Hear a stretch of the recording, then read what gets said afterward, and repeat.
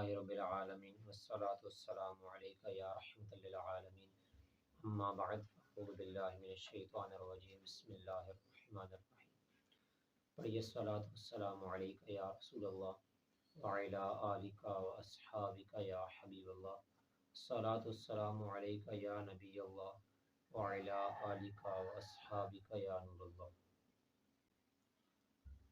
آج سے انشاءاللہ الکریم ہم سورۃ یونس کا تعارف سنیں گے اور انشاءاللہ ساتھ ہم کل سے آیات کریمہ کی تلاوت اور اس کی ترجمہ اور تفسیر بھی سنیں گے انشاءاللہ۔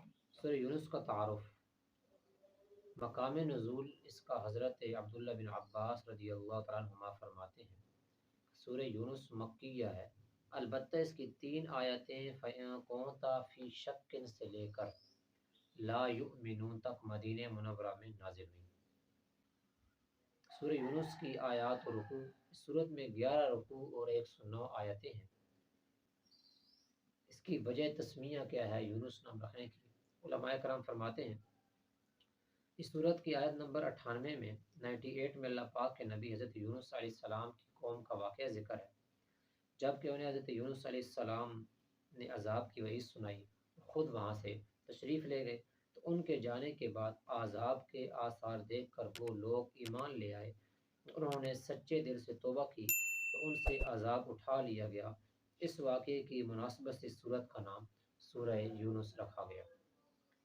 سورہ یونس کے بارے میں حدیث شریف میں حضرت عبداللہ بن عمر رضی اللہ تعالیٰ عنہ فرماتے ہیں ایک شخص نے بارگاہ رسالت صلی اللہ علیہ وآلہ وصحبہ وسلم میں حاضر ہو کر عرض کی، یا رسول اللہ صلی اللہ علیہ وسلم مجھے قرآن سکھا دیجیے۔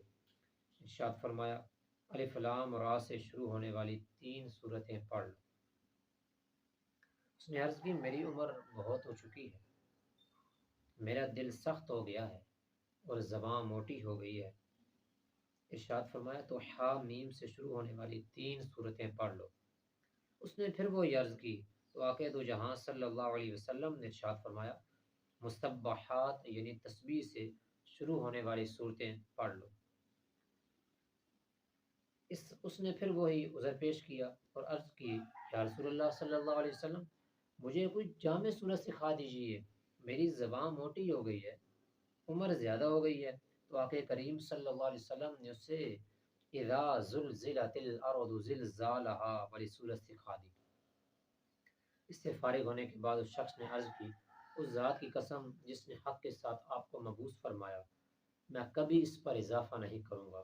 اس کے چلے جانے کے بعد آقا دو جہاں صلی اللہ علیہ وسلم نے 2 مرتبہ ارشاد فرمایا یہ چھوٹا سا آدمی نجات پا گیا، یہ چھوٹا سا آدمی نجات پا گیا۔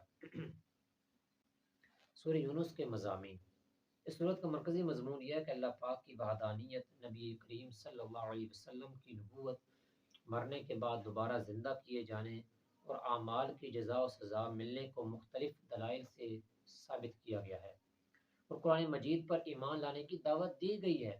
اور اس کے علاوہ صورت میں اور بھی مضامین ہیں، اس میں یہ بھی ہے مشرکین کے عقائد بیان کیے گئے اور نبی اکرم صلی اللہ علیہ وآلہ وصحبہ وسلم کی نبوت کے انکار کرنے والوں کے 5 شبہات ذکر کر کے ان کا رد کیا گیا ہے۔ اللہ پاک کی عظمت پر دلالت کرنے والے اس کی قدرت کے آثار ذکر کیے گئے ہیں۔ دنیاوی زندگی کی مثال بیان کر کے اس میں غور کرنے کی ترغیب دی گئی ہے۔ کفار کو قرآن پاک جیسی ایک صورت بنا کر دکھانے کا چیلنج کیا گیا ہے۔ کفار کی طرف سے پہنچنے والی اذیتوں پر آقا دو جہاں شہنشاہ کون و مکان صلی اللہ علیہ وآلہ وصحبہ وسلم کو تسلی دی گئی ہے۔ قرآن پاک کی صداقت کو ثابت کرنے، عبرت و نصیحت کے لیے حضرت نوح علیہ السلام اور ان کی قوم کا واقعہ، حضرت موسیٰ علیہ السلام اور ان کی قوم کا واقعہ، اور حضرت یونس علیہ السلام اور ان کی قوم کا واقعہ بیان کیا گیا ہے۔